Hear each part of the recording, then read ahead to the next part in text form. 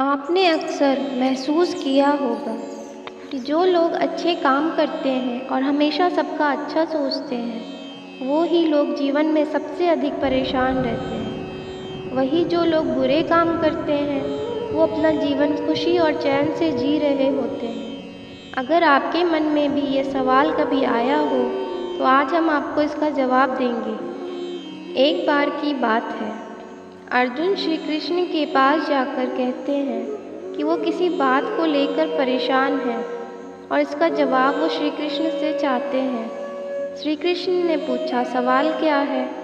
अर्जुन ने कहा, मुझे यह जानना है कि अच्छे लोगों के साथ हमेशा बुरा ही क्यों होता है, वहीं बुरे लोग खुशहाल होते हैं। अर्जुन के मुंह से ऐसी बातें सुनकर श्री कृष्ण मुस्कुराए और कहा, मनुष्य जैसा सोचता है और महसूस करता है, वैसा कुछ नहीं होता, बल्कि अज्ञानता की वजह से वो सच्चाई नहीं समझ पाता है। अर्जुन उनकी यह बात समझ नहीं पाए। इसके बाद श्री कृष्ण ने उन्हें समझाने के लिए क्या कहा, वो जानते हैं। श्री कृष्ण ने अर्जुन से कहा, पार्थ, मैं तुम्हें एक कथा सुनाता हूँ। उसे सुनकर तुम समझ जाओगे कि हर प्राणी को उसके कर्म के हिसाब से ही फल मिलता है। प्रकृति हर किसी को अपनी राह चुनने का मौका देती है। अब वो मनुष्य की इच्छा पर निर्भर करता है कि उसे धर्म की राह चुननी है या अधर्म की। कथा शुरू करते हुए श्री कृष्ण ने कहा, एक नगर में दो पुरुष रहते थे। एक पुरुष व्यापारी था जिसके जीवन में धर्म की बहुत महत्ता थी। वह पूजा पाठ में यकीन रखता था। वह हर रोज़ मंदिर जाता था और दान धर्म भी करता था और हर रोज़ भगवान की पूजा करता था। वहीं दूसरा पुरुष बिल्कुल विपरीत था। वह हर रोज़ मंदिर तो जाता था, लेकिन पूजा करने नहीं, बल्कि मंदिर के बाहर से जूते चप्पल चुराने। उसे दान और धर्म से कोई लेना देना नहीं था। समय बीतता गया और एक दिन बहुत ज़ोर से बारिश हो रही थी। इस वजह से मंदिर में पुजारी के अलावा कोई नहीं था। यह बात जब दूसरे पुरुष को पता चली, तो उसने सोचा कि यह सही मौका है मंदिर का धन चुराने का। पंडित से नज़र बचाकर उसने मंदिर का सारा धन चुरा लिया। उसी समय धर्म कर्म में विश्वास रखने वाला व्यक्ति भी मंदिर पहुंचा। दुर्भाग्य से मंदिर के पुजारी ने उसे ही चोर समझ लिया और चिल्लाने लगे। वहाँ लोग एकत्र हो गए और उसे बहुत मारा। किसी तरह वह खुद को बचते बचाते वहाँ से निकला, तो दुर्भाग्य ने उसका साथ वहाँ भी नहीं छोड़ा। मंदिर के बाहर वो एक गाड़ी से टकरा गया और घायल हो गया। फिर वो व्यापारी लंगड़ाते हुए घर जाने लगा, तो रास्ते में उसकी मुलाकात उस पुरुष से हुई जिसने मंदिर से धन चुराया था। उसने कहा, आज तो मेरी किस्मत चमक गई, एक साथ इतना सारा धन मिल गया। यह सब देखकर उसे बहुत बुरा लगा और उसने अपने घर से भगवान की सारी तस्वीरें निकाल दी। कुछ सालों बाद दोनों पुरुषों की मृत्यु हो गई। मरने के बाद जब दोनों पुरुष यमराज के पास पहुँचे और भले पुरुष ने दूसरे व्यक्ति को देखा, तो उसे बहुत गुस्सा आया। उसने क्रोधित होकर यमराज से पूछ ही लिया, मैं तो हमेशा अच्छे कर्म करता था, दान में विश्वास रखता था, उसके बदले जीवन भर मुझे अपमान और दर्द ही मिला। और इस व्यक्ति ने हमेशा बुरे कर्म किए, फिर भी इसे नोटों से भरी पोटली मिली। आखिर ऐसा भेदभाव क्यों? इस पर यमराज ने कहा, पुत्र, तुम गलत समझ रहे हो। जिस दिन तुम्हारी गाड़ी से टक्कर हुई थी, वो दिन तुम्हारे जीवन का आखिरी दिन था, परंतु तुम्हारे अच्छे कर्मों की वजह से तुम्हारी मौत सिर्फ एक छोटी सी चोट में बदल गई। तुम इस दुष्ट व्यक्ति के बारे में जानना चाहते हो? दरअसल इसके भाग्य में राजयोग था, मगर इसके कुकर्मों और अधर्म की वजह से वो सिर्फ एक छोटी सी धन की पोटली में बदल गया। कथा सुनाने के बाद श्री कृष्ण अर्जुन से कहते हैं, क्या अब तुम्हें तुम्हारे सवाल का जवाब मिल गया? ऐसा सोचना कि भगवान तुम्हारे कर्मों को नज़रअंदाज कर रहे हैं, ये बिल्कुल भी सत्य नहीं है। भगवान हमें कब क्या किस रूप में दे रहा है, मनुष्य को समझ में नहीं आता है। मगर आप अच्छे कर्म करते रहें तो भगवान की कृपा हमेशा बनी रहती है।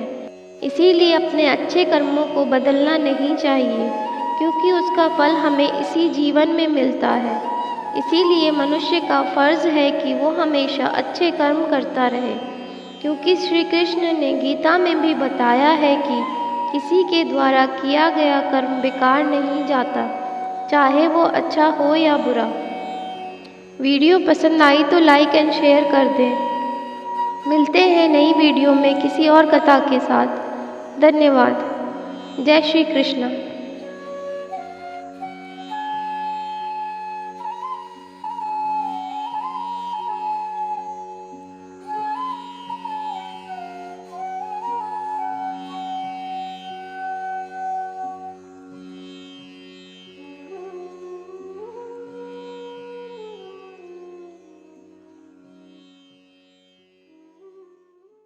अमावस्या और पूर्णिमा, दो बहनों की कथा। एक राज्य में एक राजा और एक रानी रहते थे, जिनकी 4 संतानें थीं, 2 लड़के और 2 लड़कियां।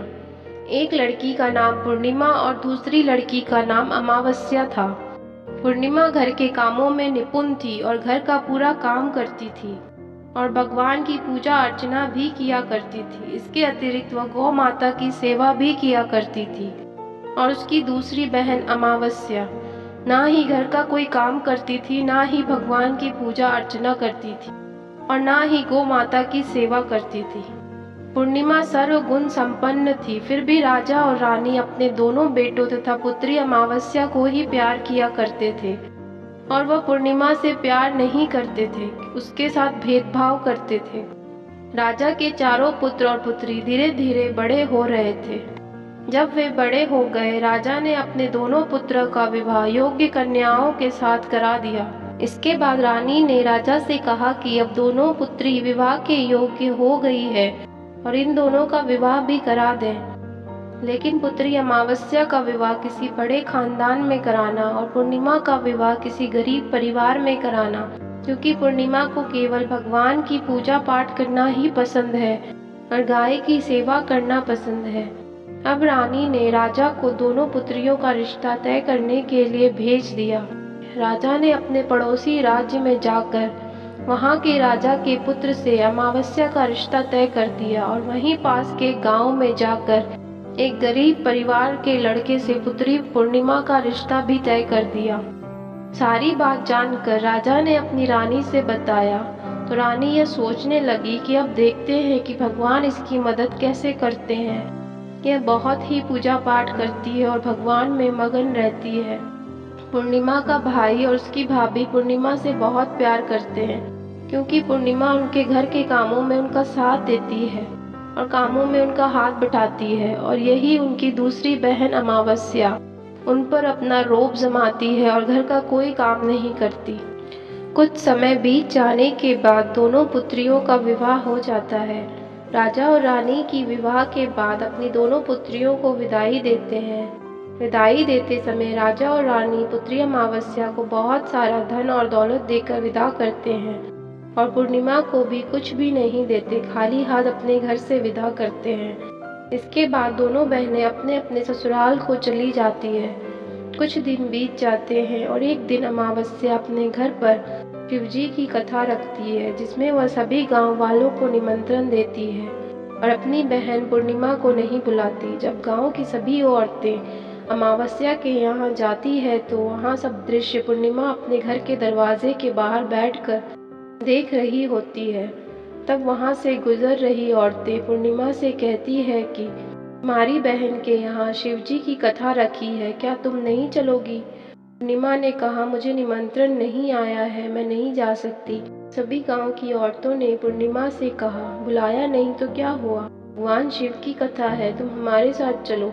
गांव की सभी औरतों की बात मानकर पूर्णिमा भी उनके साथ भगवान शिव की कथा में अमावस्या के घर चली जाती है। जब अमावस्या की नज़र पूर्णिमा पर पड़ती है, वह कहती है कि तुम यहाँ कैसे चली आई, मैंने तो तुम्हें बुलाया नहीं था। खैर कोई बात नहीं, अब तुम आ गई हो तो चुपचाप बैठी रहना। और यह कहते हुए अमावस्या ने पूर्णिमा की गरीबी का भी मजाक उड़ाया। पूर्णिमा की आंखों में आंसू आ गए और रोते रोते मन ही मन में पूर्णिमा भगवान शिव से विनती करती है, हे भगवान, क्या पूजा पाठ करना गलत है? गौ माता की सेवा करना गलत है? आखिर मेरी गलती क्या है? आप मुझ पर अपनी कृपा दृष्टि कब बनाएंगे? पूर्णिमा बार बार भगवान शिव से यही कहती रहती। इतने में शिव कथा पूरी हो जाती है और अमावस्या भगवान का प्रसाद बांटने लगती है। वह सभी लोगों को प्रसाद देती है, लेकिन अपनी बहन पूर्णिमा को वहाँ प्रसाद नहीं देती है। पूर्णिमा बिना प्रसाद के ही अपने घर लौट जाती है। रास्ते में वह यह सोचते हुए चलती है कि यदि बच्चे उससे कथा का प्रसाद मांगेंगे तो वह उन्हें क्या जवाब देगी। उसने सोचा था वह अपने मायके अपने भाई और भौजाई के यहाँ जाएगी और वहाँ जाते हुए बच्चों के लिए कुछ लेकर जाएगी। ऐसा सोचते हुए वह अपने घर वापस लौट आई। घर वापस लौट कर आने के बाद वह अपने पति और बच्चों से कहती है कि वह अपने मायके जा रही है। पति ने कहा ठीक है, और कुछ समय के बाद पूर्णिमा अपने मायके के लिए रवाना हो गई। चलते चलते रास्ते में एक चबूतरा आया जिस पर तुलसी का पौधा लगा था। उस चबूतरे पर एक बूढ़ी अम्मा बैठी हुई थी। वह कोई और नहीं, साक्षात तुलसी माँ थी। उस बूढ़ी माता ने पूर्णिमा से कहा, बिटिया तुम कौन हो और ये कहाँ जा रही हो? पूर्णिमा अपना परिचय देती है। परिचय देने के बाद बूढ़ी औरत ने पूर्णिमा से कहा कि यहाँ तुलसी का पौधा सूख रहा है, इसमें थोड़ा सा पानी डाल दो और इस चबूतरे की साफ सफाई कर दो, जिससे मुझे थोड़ी ठंडक मिलेगी। पूर्णिमा ने कहा ठीक है माँ, मैं तुलसी में पानी डाल देती हूँ और यहाँ की साफ सफाई भी कर देती हूँ। पूर्णिमा ने साफ सफाई करने के बाद बूढ़ी अम्मा को भी नहला दिया। बूढ़ी अम्मा की भी सेवा की, उनके पैर दबाए और बूढ़ी अम्मा से कहा कि माँ जी और बताइए मैं आपकी क्या सेवा करूँ, और कोई काम है तो बता दीजिए, मैं कर दूंगी। बूढ़ी अम्मा ने कहा कुछ नहीं, अब तुम जाओ और वापस आते समय मुझसे मिलते हुए जाना। पूर्णिमा ने बूढ़ी अम्मा से कहा ठीक है माँ जी, मैं जाती हूँ, वापस आते वक्त आपसे मिलते हुए जाऊंगी। कुछ समय आगे चलने के बाद एक शिव मंदिर आया। वहाँ पर उसे एक बूढ़े बाबा मिले जो मंदिर के बाहर बैठे हुए थे। वह कोई और नहीं, साक्षात भोलेनाथ थे। उन्होंने पूर्णिमा से कहा कहाँ जा रही हो बेटी, तुम कौन हो? पूर्णिमा ने अपना परिचय दिया। फिर उस बूढ़े बाबा ने पूर्णिमा से कहा इस चबूतरे की और इस मंदिर की सफाई कर दो। तब पूर्णिमा ने मंदिर की और चबूतरे की साफ सफाई कर दी। वहाँ पर पूजा पाठ अर्चना भी की और साफ सफाई करने के बाद उन्होंने बूढ़े बाबा को भी नहला दिया और उनसे कहा कि बाबा और कोई काम हो तो बताइए। तब बूढ़े बाबा ने कहा नहीं बेटी, अब तुम जाओ और वापस आते वक्त मुझसे मिलते हुए जाना। माँ ने कहा ठीक है बाबा, मैं जाती हूँ, वापस आते हुए आपसे मिलते हुए जाऊंगी। आगे चलते चलते कुछ दूर चलने के बाद माँ को एक काली जी का मंदिर दिखा। वहाँ भी एक बूढ़ी अम्मा चबूतरे पर बैठी हुई थी। उस बूढ़ी औरत ने भी पूर्णिमा से कहा कि बेटी तुम कौन हो, कहाँ जा रही हो? तब पूर्णिमा ने उस बूढ़ी औरत को भी अपना परिचय दिया। बूढ़ी औरत ने पूर्णिमा से कहा कि यहाँ पर सभी पूजा पाठ करने के लिए आते हैं, लेकिन मंदिर की सफाई करने के लिए कोई नहीं आता, इसीलिए तुम मंदिर की और चबूतरे की साफ सफाई कर दो। पूर्णिमा ने कहा ठीक है माता जी, और पूर्णिमा मंदिर की और चबूतरे की साफ सफाई कर देती है और पूजा पाठ भी करती है और माता जी का श्रृंगार कर देती है और उस बूढ़ी अम्मा को भी नहला देती है और बूढ़ी अम्मा के पैर दबाती है और कहती है कि सभी काम हो गए माँ जी, और कोई काम हो तो बताइए। बूढ़ी अम्मा कहती है कि नहीं बेटी, अब तुम जाओ, लेकिन वापस आते वक्त मुझसे मिलते हुए जाना। पूर्णिमा कहती है ठीक है, और वो आगे चली जाती है। आगे चलते चलते एक नदी आती है। वहाँ पर भी एक बूढ़ी अम्मा बैठी रहती है और वह कहती है कि बेटी तुम कौन हो और कहाँ से आई हो? उसे भी पूर्णिमा अपना परिचय देती है। बूढ़ी औरत पूर्णिमा से कहती है कि नदी पर स्नान करने तो यहाँ पर सब आते हैं, लेकिन यहाँ की साफ सफाई कोई नहीं करता, इसीलिए तुम इस किनारे पर साफ सफाई कर दो। पूर्णिमा कहती है ठीक है माँ जी, और वहाँ की साफ सफाई कर देती है और उस बूढ़ी अम्मा के पैर दबा देती है और कहती है माँ जी और कोई काम हो तो बताइए। बूढ़ी औरत कहती है कुछ नहीं बेटा, अब तुम जाओ, लेकिन वापस आते वक्त मुझसे मिलते हुए जाना। और वहाँ नाव में बैठकर नदी के दूसरे किनारे पहुँच जाती है और वहाँ अपने मायके के घर पहुँच जाती है। वहाँ पर पूर्णिमा के भाई और भाभी उसे देखकर बहुत खुश हो जाते हैं। वे पूर्णिमा की बहुत खातिरदारी करते हैं और उससे बहुत सारी बातें करते हैं और कहते हैं कि बच्चों को भी साथ में लेकर आती तो बहुत अच्छा होता। अब कुछ समय के बाद पूर्णिमा ने वापस अपने ससुराल जाने को कहा तो उसकी भाभी ने उसके लिए एक साड़ी दी और थैले में बच्चों के लिए कपड़े और खाने पीने की कुछ चीज़ें रख दी और कहा कि तुम बहुत दिनों के बाद आई हो। पूर्णिमा की भाभी ने यह थैला पूर्णिमा के हाथों में दे दिया, कहा कि जाओ और जल्दी वापस आना। इसके बाद पूर्णिमा वहाँ से अपने ससुराल के लिए रवाना हो गई और उसी नदी के किनारे पहुंची और नाव में बैठकर दूसरे किनारे पर उतर गई। पर उतरने के बाद उसे वही बूढ़ी अम्मा मिली, साक्षात गंगा मैया थी। बूढ़ी अम्मा ने पूर्णिमा को एक थैला दिया और कहा, इसे तुम अपने घर जाकर ही खोलना। अब पूर्णिमा के पास बहुत थैले हो गए थे। उन्हें लेकर पूर्णिमा वहाँ से रवाना हुई। कुछ दूर चलने पर काली माँ का मंदिर आया। वहाँ पर काली माँ बूढ़ी माँ के रूप में विराजमान थी। कहा, आ गई बेटी पूर्णिमा। पूर्णिमा ने कहा, हाँ माँ जी, मैं आ गई। माँ ने उसे एक थैला दिया और कहा, तुम यह थैला अपने घर जाकर खोलना। अब पूर्णिमा के पास 3 थैले हो गए थे। थैलियाँ लेकर पूर्णिमा आगे बढ़ी। कुछ दूर जाने पर शिवजी का मंदिर आया। बूढ़े बाबा के रूप में शिवजी स्वयं विराजमान थे। बूढ़े बाबा ने कहा, पूर्णिमा तुम वापस आ गई। पूर्णिमा ने कहा, हाँ बाबा, मैं वापस आ गई। बूढ़े बाबा ने भी पूर्णिमा को एक थैला दिया और कहा कि यह थैला तुम घर जाकर ही खोलना। पूर्णिमा ने कहा, ठीक है बाबा। अब पूर्णिमा के पास 4 थैले हो गए थे। पूर्णिमा 4 थैले पहले और अब कैसे लेकर जाती। उसने एक पुरानी साड़ी निकाली और उन सभी थैलों को एक गट्ठा बना लिया और सिर पर रखकर वहां से रवाना हो गई। कुछ दूर जाने के बाद उसे तुलसी माँ बूढ़ी औरत के रूप में मिली। कहती है, पूर्णिमा तुम आ गई। पूर्णिमा कहती है, हाँ माँ जी, मैं आ गई। तो बूढ़ी औरत भी उसे एक थैला देती है और कहती है कि यह थैला तू अपने घर जाकर ही खोलना। कहती है, ठीक है माँ जी। अब पूर्णिमा के पास 5 थैले हो गए थे। माँ वहाँ से रवाना हुई तो वापस अपने घर पहुँच गई।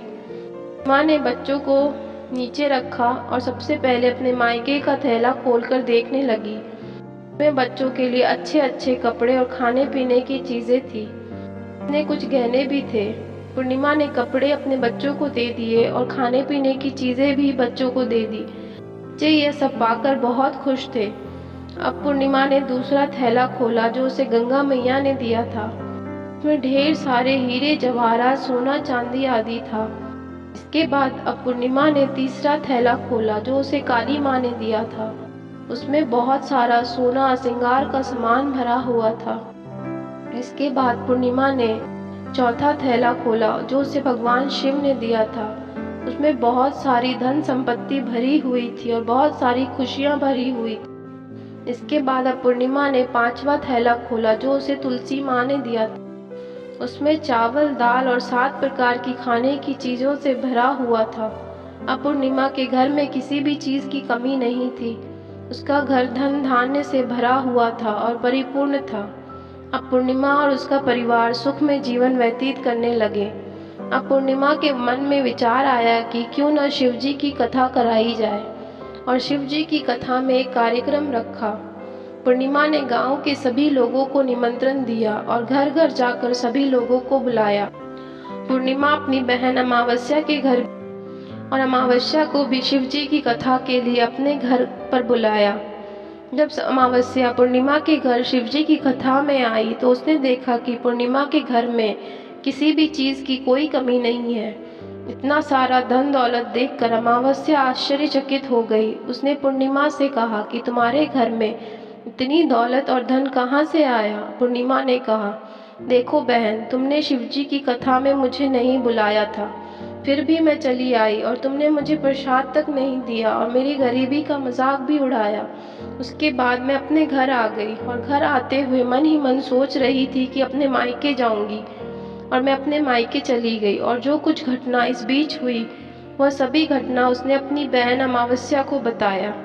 तो अमावस्या कहती है कि तुम भी मुझे प्रसाद मत दो और मुझे डांट लो, लेकिन पूर्णिमा ने कहा कि यह तो भगवान का प्रसाद है, मैं तो सबको दूंगी, तुझे भी दूंगी। फिर भी अमावस्या ने प्रसाद नहीं लिया और वह सीधे अपने घर चली गई।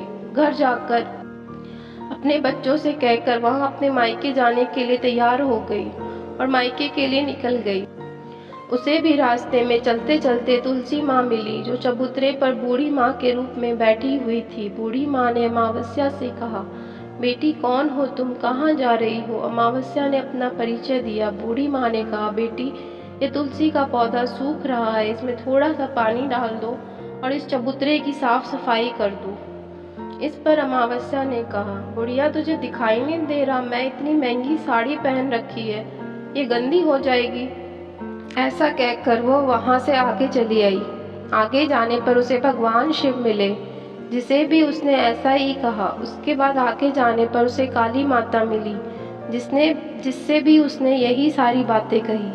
आगे जाने पर उसे गंगा माँ मिली, जिसे भी उसने यही सब कहा और आगे चली गई। इसके बाद अमावस्या जब नाव में बैठने लगी तो उसे नाव में फूलों की जगह कांटे भरे थे, जो उसके पैरों में चुभ रहे थे। किनारे पर उतर कर वहां अपने मायके चली गई।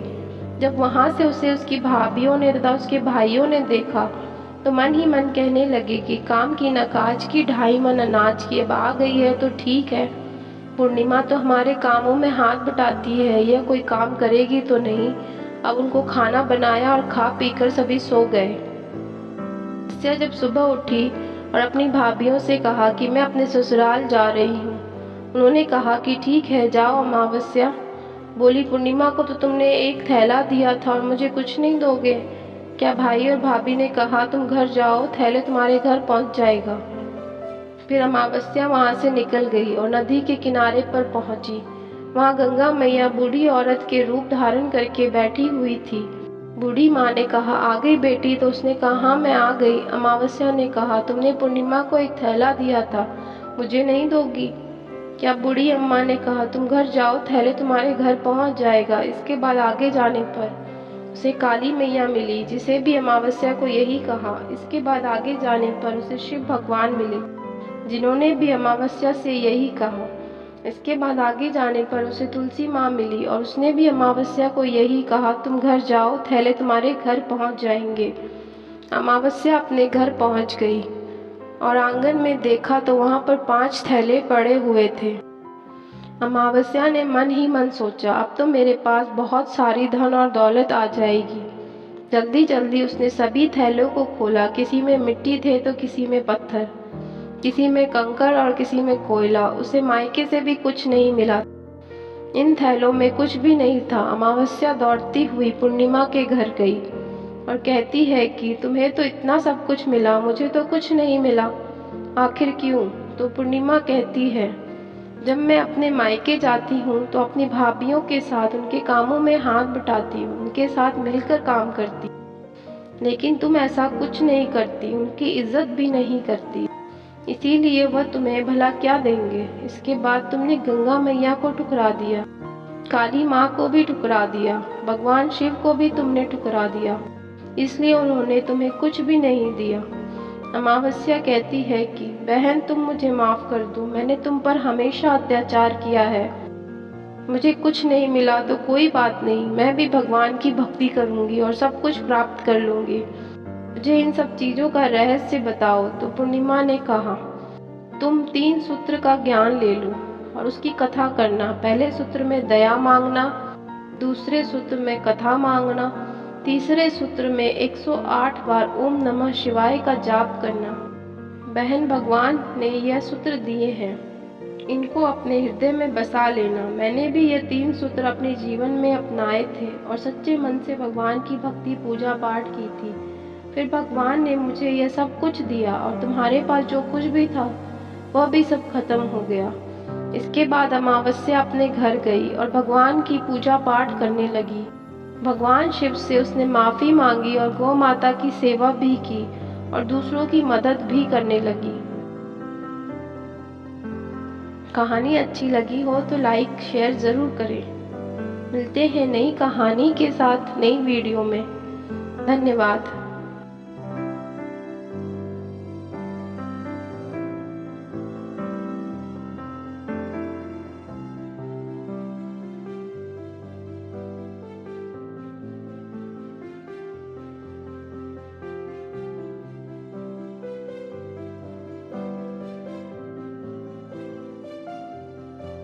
बहुत से लोग गणेश जी और शंकर जी पर यह कहकर गलत भाषा का उपयोग करते हैं कि जो अपने बेटे को नहीं पहचान सका वो शंकर भगवान कैसे हो सकते हैं। इसी के लिए एक मित्र ने मुझसे ऐसा ही सवाल किया, जो शायद सत्य से अनजान हिंदुओं के लिए गुस्से का विषय बन जाता है, किंतु आपको सत्य से भी अवगत होना होगा, जिससे आप ऐसे अनर्थक प्रश्नों के उत्तर जान सकें और भविष्य में जब भी आपसे कोई पूछे उनको बता सकें। भगवान शिव ने गणेश जी का सिर इसीलिए काट दिया क्योंकि शिव जी ने एक न्याय का उदाहरण दिया था जो समझना बहुत आवश्यक है। जब गणेश जी का सर काटा गया उस समय गणेश जी ने अपनी माता के कहे अनुसार अपने कर्तव्य का पालन किया, परंतु उस समय गणेश जी को अपनी क्षमता और शक्ति पर अहंकार था कि वो सबसे बलशाली है, और जब शंकर जी कैलाश आए तब अपने अहंकार के वश में होने के कारण गणेश जी के द्वारा भगवान शंकर के साथ अभद्र व्यवहार हुआ, जो उस समय एक बहुत ही चिंता का विषय थी, क्योंकि जो स्वयं में इतनी शक्ति का अलौकिक सूत्र होने के बाद भी अपने अहंकार के कारण शंकर के उस रूप को ना पहचानता हो, तब नंदी और बाकी शिवगणों ने गणेश जी को शिव का रास्ता रोकने से मना किया। तब भी गणेश ने अपने अहंकार के कारण रास्ते से हटने की बजाय शिवगणों को यह कहकर ललकारा था कि अगर आप में शक्ति है तो मुझे हटाकर दिखाओ, और गणेश जी ने सभी शिवगणों को परास्त कर दिया था। इसके पश्चात इतने सारे शिवगणों को परास्त करने के कारण गणेश जी में अहंकार और बढ़ा। वे सोचने लगे कि जब इतने सारे शिव भक्त खुद सब मिलकर भी मुझे नहीं हटा पाए तो मुझसे बड़ा बलशाली और कोई नहीं, जिस कारण शंकर जी को गणेश का अहंकार तोड़ने हेतु उनसे युद्ध करना पड़ा, और गणेश के धड़ से उसके सर को अलग करके उन्होंने यह बताया कि शक्ति के शरीर से जन्मा बालक तो बहुत बलशाली है, किंतु उसके अहंकार को नष्ट करना अति आवश्यक है, क्योंकि अहंकार सभी नाशों का जनक होता है।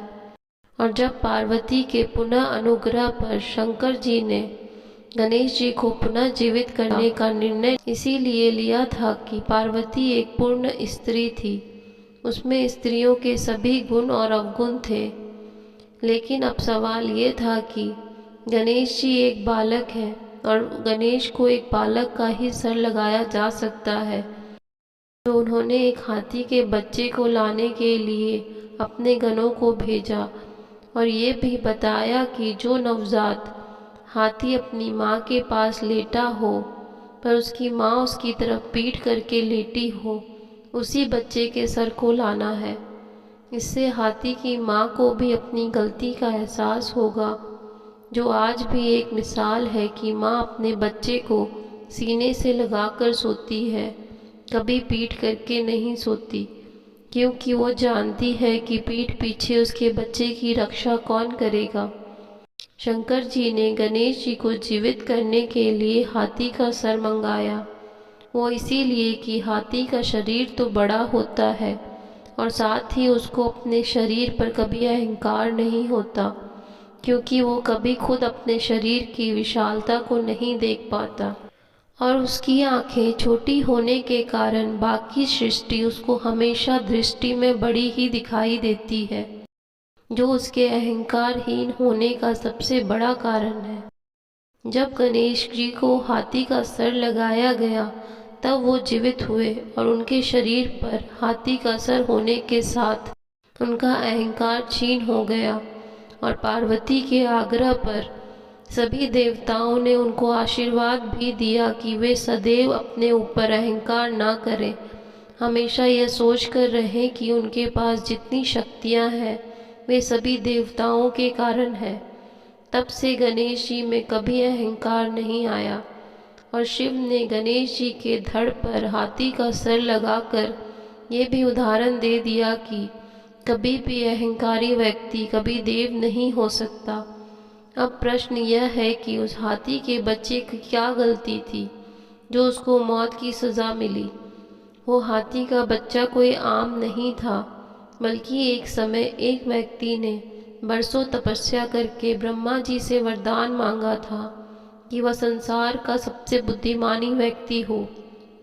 तब ब्रह्मा जी ने उन्हें वरदान दिया था और समय आने पर उनको गणेश का स्थान मिला, जिसको पार्वती ने बनाया था। उसका तो अहंकार के कारण महादेव ने नाश ही कर दिया था और उस हाथी के बच्चे को गणेश का स्थान मिला था। जिसने अपनी शक्तियों पर अनुचित अहंकार किया है, उससे जग को खतरा उत्पन्न हुआ है और महादेव ने अति होने पर उन शक्तियों का नाश किया है, चाहे वह पार्वती पुत्र ही क्यों न हो। वो भगवान है, पर अगर वे भी अनैतिक कार्य करने लगे तो उनमें और शैतान में क्या अंतर रह जाता। चमत्कार का अर्थ ये नहीं है कि कुछ करो चाहे वह गलत हो। सुर और असुर में कुछ अंतर है, वो समझना होगा। जो व्यक्ति धर्म कार्यों में ध्यान दे, सात्विक भोजन ग्रहण करे, दया हो अंदर, वह सुर है। निर्दोष को सताए, अभक्ष भोजन करे, क्रूर क्रोधी असुर है। उम्मीद है दोस्तों आज की कहानी अच्छी लगी होगी। अच्छी लगी तो लाइक एंड शेयर करना ना भूलें। मिलते हैं नई कहानी के साथ नई वीडियो में। धन्यवाद।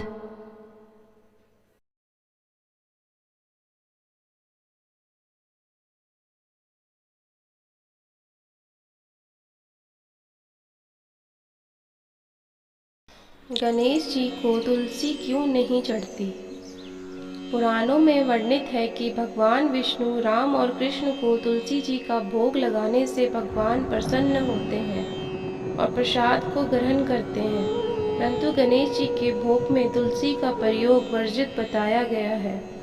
गणेश जी को तुलसी का भोग लगाने से भगवान नाराज हो जाते हैं।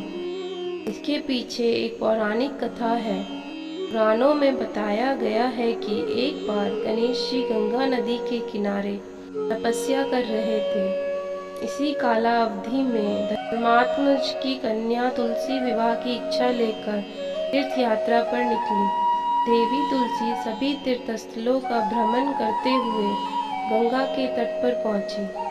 गंगा तट पर देवी तुलसी ने देखा कि युवा गणेश जी तपस्या में लीन थे। शास्त्रों के अनुसार तपस्या में विलीन गणेश जी रत्न जड़ित सिंहासन पर विराजमान थे। उनके समस्त अंगों पर चंदन लगा हुआ था। उनके गले में पारिजात पुष्पों के साथ स्वर्ण मणि रत्नों के अनेक हार पड़े थे। उनकी कमर में अत्यंत कोमल रेशम का पीताम्बर लिपटा हुआ था। तुलसी श्री गणेश जी के इन सुंदर स्वरूप पर मोहित हो गई। उनके मन में गणेश जी से विवाह करने की इच्छा जागृत हुई। तुलसी ने विवाह की इच्छा से उनका ध्यान भंग किया। तब भगवान श्री गणेश ने तुलसी द्वारा तप भंग करने को अशुभ बताया और तुलसी की मंशा जानकर स्वयं को ब्रह्मचारी बताकर उसके विवाह प्रस्ताव को नकार दिया। विवाह प्रस्ताव ठुकराने पर तुलसी ने नाराज होकर गणेश जी को शाप दिया कि उनके एक नहीं बल्कि दो विवाह होंगे। इस पर श्री गणेश जी ने तुलसी जी को श्राप दे दिया कि तुम्हारा विवाह एक असुर से होगा। एक राक्षस की पत्नी होने का श्राप सुनकर तुलसी जी ने गणेश जी से माफी मांगी। तब गणेश जी ने तुलसी से कहा कि तुम्हारा विवाह शंखचूर्ण राक्षस से होगा, किंतु फिर तुम भगवान विष्णु और श्री कृष्ण को प्रिय होने के साथ ही कलयुग में जगत के लिए जीवन और मोक्ष देने वाली होगी। पर मेरी पूजा में तुलसी चढ़ाना शुभ नहीं माना जाएगा। तब से ही भगवान श्री गणेश जी की पूजा में तुलसी चढ़ाना वर्जित माना जाता है। उम्मीद है दोस्तों कहानी अच्छी लगी होगी आपको। अच्छी लगी है तो लाइक ज़रूर करें। मिलते हैं नई कहानी के साथ नई वीडियो में। धन्यवाद।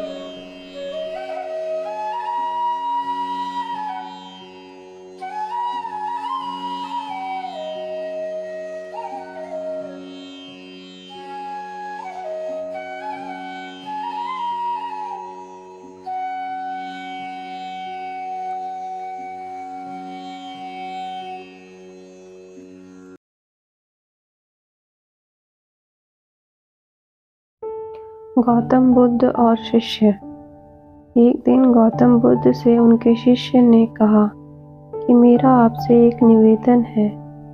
गौतम बुद्ध ने कहा कि बताओ तुम्हारा निवेदन क्या है।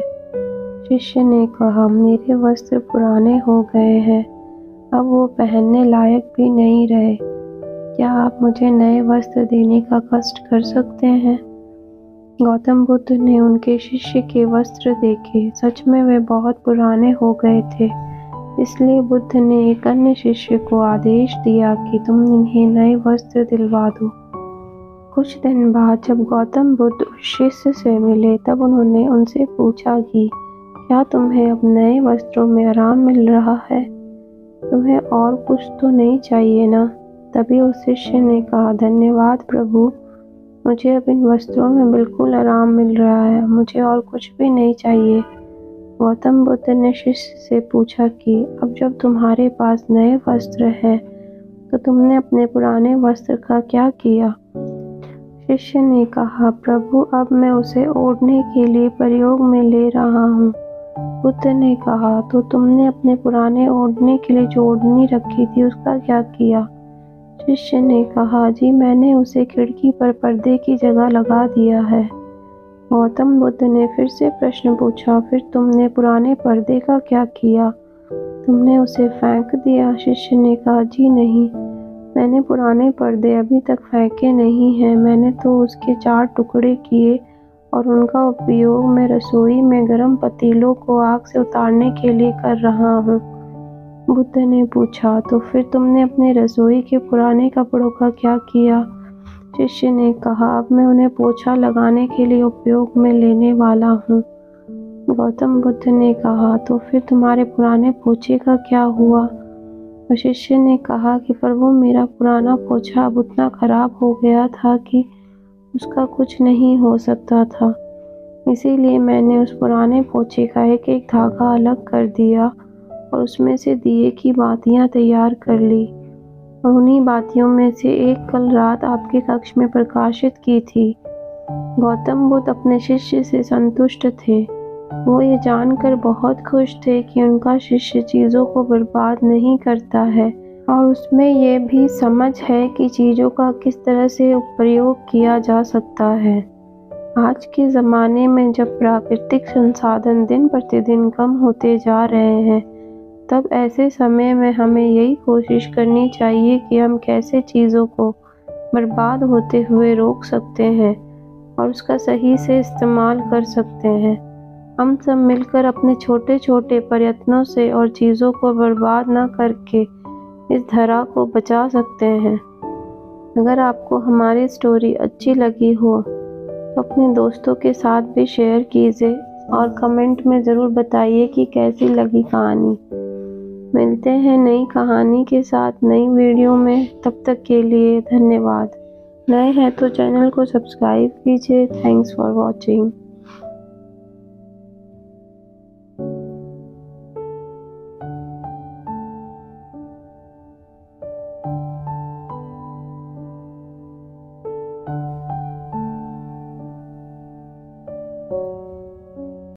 भगवत गीता की कहानी।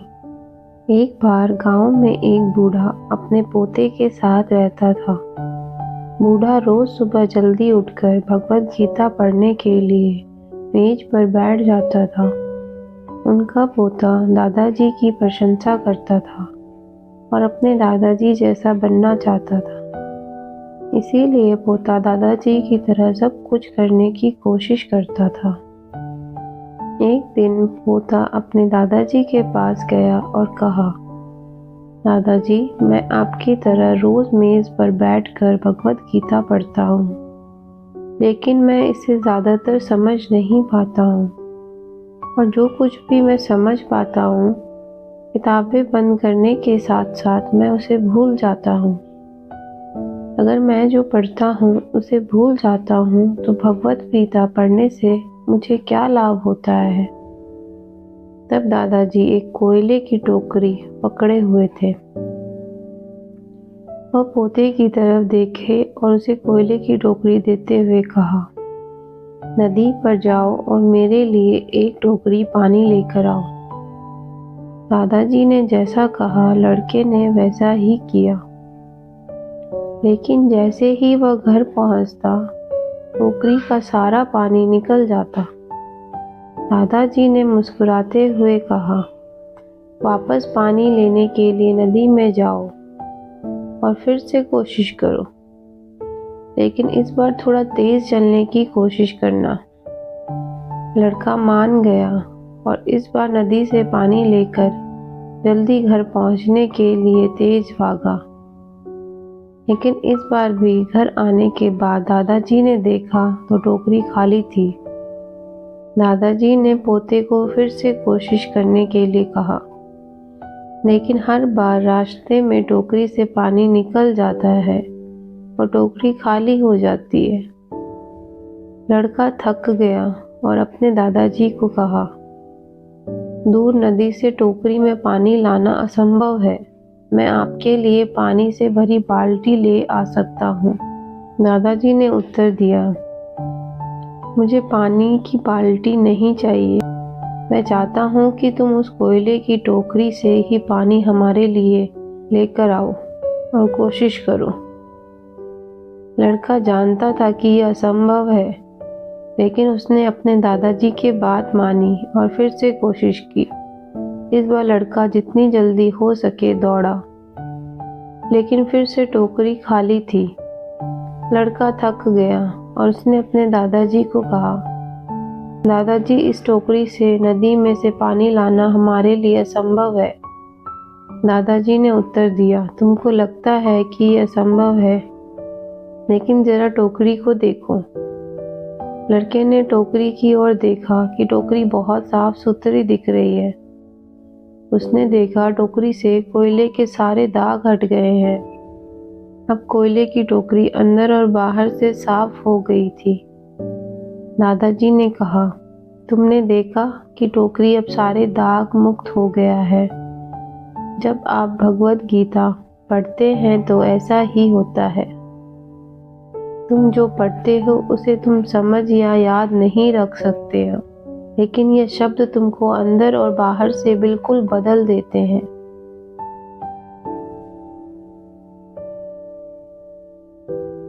तो दोस्तों, हम आशा करते हैं कि आपको भगवद गीता की कहानी सुनकर ज़रूर अच्छी लगी होगी, और कृपया करके इन कहानियों को आप अपने दोस्तों और परिवार वालों के साथ शेयर ज़रूर करें, ताकि हर कोई इन मज़ेदार शिक्षावर्धक कहानियों को पढ़ और सुन सके। मिलते हैं नई कहानी के साथ नई वीडियो में। तब तक के लिए धन्यवाद। नए हैं तो चैनल को सब्सक्राइब ज़रूर करें। Thanks for watching.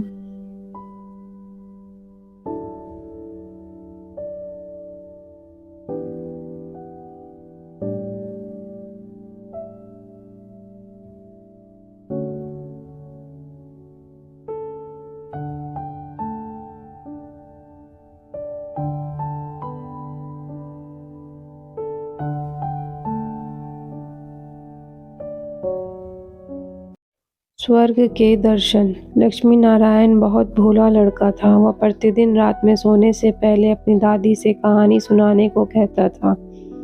दादी उसे नागलोक, पाताल, गंधर्वलोक, सूर्यलोक आदि की कहानियां सुनाया करती थी। एक दिन दादी ने उसे स्वर्ग लोक का वर्णन सुनाया। स्वर्ग का वर्णन इतना सुंदर था कि उसे सुनकर लक्ष्मी नारायण स्वर्ग देखने के लिए हट करने लगा। दादी ने उसे बहुत समझाया कि मनुष्य स्वर्ग नहीं देख सकता, किंतु लक्ष्मी नारायण रोने लगा। रोते रोते ही वह सो गया। उसे स्वप्न में दिखाई पड़ा कि एक चमचमाते देवता उसके पास खड़े होकर कह रहे हैं, बच्चे, स्वर्ग देखने के लिए मूल्य देना पड़ता है।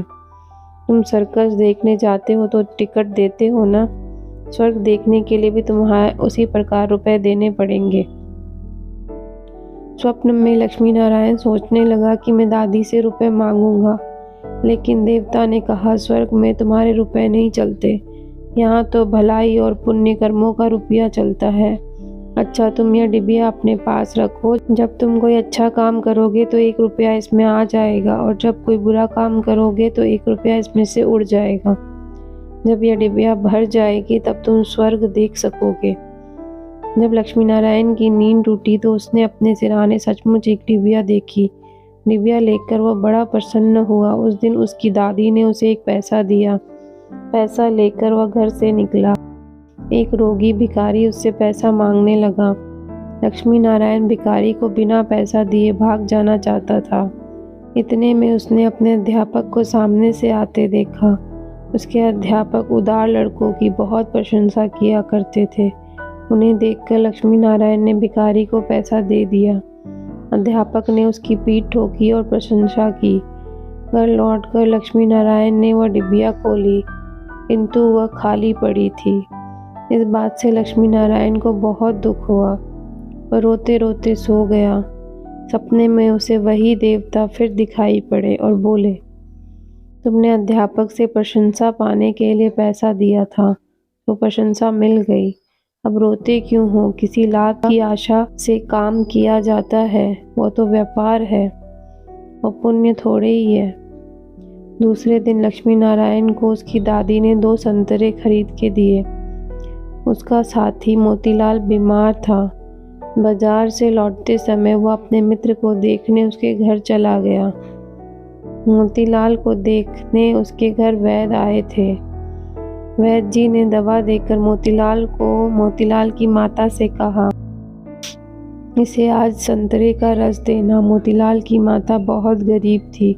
वह रोने लगी और बोली, मैं मजदूरी करके पेट भरती हूँ। इस समय बेटे की बीमारी में कई दिन से काम करने नहीं जा सकी। मेरे पास संतरे खरीदने के लिए एक पैसा भी नहीं है। लक्ष्मी नारायण ने अपने दोनों संतरे मोतीलाल की माँ को दिए। वो लक्ष्मी नारायण को आशीर्वाद देने लगी। घर आकर जब लक्ष्मी नारायण ने अपनी डिबिया खोली तो उसमें 2 रुपए चमक रहे थे। एक दिन लक्ष्मी नारायण खेल में लगा था। उसकी छोटी बहन वहां आई और उसने खिलौने को उठाने लगी। लक्ष्मी नारायण ने उसे रोका। जब वह ना मानी तो उसने उसे पीट दिया। बेचारी लड़की रोने लगी। इस बार जब उसने डिबिया खोली तो देखा उसके पहले के इकट्ठे कई रुपए उड़ गए थे। अब उसे बड़ा पश्चाताप हुआ। उसने आगे कोई बुरा काम न करने का पक्का निश्चय कर लिया। मनुष्य जैसा काम करता है वैसा उसका स्वभाव हो जाता है। जो बुरे काम करता है उसका स्वभाव बुरा हो जाता है। उसे फिर बुरा काम करने में ही आनंद आता है। जो अच्छा काम करता है उसका स्वभाव अच्छा हो जाता है। उसे बुरा काम करने की बात भी बहुत बुरी लगती है। लक्ष्मी नारायण पहले रुपए के लोभ से अच्छा काम करता था। धीरे धीरे उसका स्वभाव ही अच्छा काम करने का हो गया। अच्छा काम करते करते उसकी डिबिया रुपयों से भर गई। स्वर्ग देखने की आशा से प्रसन्न होता उस डिबिया को लेकर वो अपने बगीचे में पहुंचा। लक्ष्मी नारायण ने देखा कि बगीचे में पेड़ के नीचे बैठा हुआ एक बूढ़ा साधु रो रहा है। वह दौड़ता हुआ साधु के पास गया और बोला, बाबा आप क्यों रो रहे हैं? साधु बोला, बेटा जैसी डिबिया तुम्हारे हाथ में है वैसी ही एक डिबिया मेरे पास थी। बहुत दिन परिश्रम करके मैंने उसे रुपयों से भरा था। बड़ी आशा थी कि उस रुपयों से स्वर्ग देखूंगा, किंतु आज गंगा जी में स्नान करते समय वह डिबिया पानी में गिर गई। लक्ष्मी नारायण ने कहा, बाबा आप रो मत, मेरी डिबिया भी भरी हुई है, आप इसे ले लो।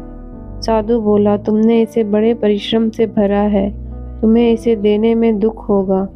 लक्ष्मी नारायण ने कहा, मुझे दुख नहीं होगा बाबा, मैं तो लड़का हूँ, मुझे अभी पता नहीं कितने और दिन जीना है।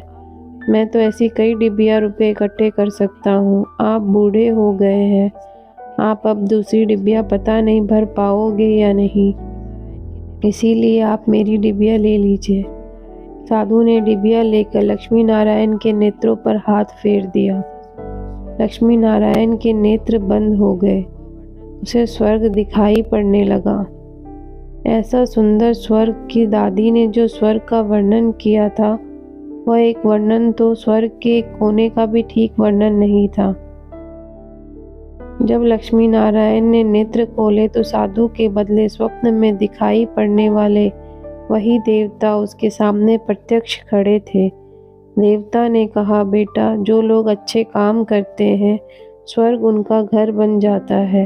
तुम इसी प्रकार जीवन में भलाई करते रहोगे तो अंत में स्वर्ग पहुंच जाओगे। देवता इतना कहकर वहीं अदृश्य हो गए।